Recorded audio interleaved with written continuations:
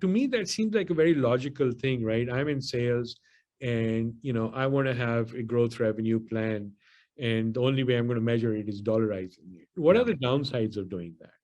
Well, one is that, whenever we dollarize things, we have this tendency, I suppose, whenever we quantify things more broadly, there's always this causality debate, right? So, okay, great, we grew by 3%, but was it really the thing you're claiming it was, or was these two other things? So I think in many ways, it's less of a dollarization point than an altitude point. We have to be careful when we identify the drivers of value that we're identifying them at the right altitude, such that we can claim with some confidence the causal link between what we did and that particular outcome.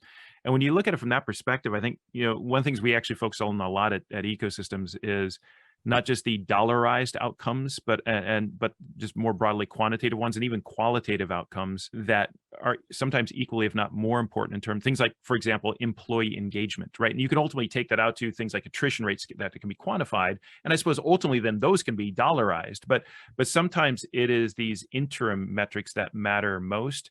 Although whatever those metrics are, I think the key point, given everything we just talked about today, Osman, is getting the stakeholders to agree on that model, right? That's the crucial point. So in other words, it can be dollarized or not dollarized, quantify or quantitative or qualitative, as long as we all agree that that's the thing we're measuring, and then we have a belief, a collective belief in the causal chain that gets us from there to here, then we can rally around those metrics as the things that we measure over time, track, and put importance on. And I think having a system, a means, in our case, a technology to make that happen becomes really critical.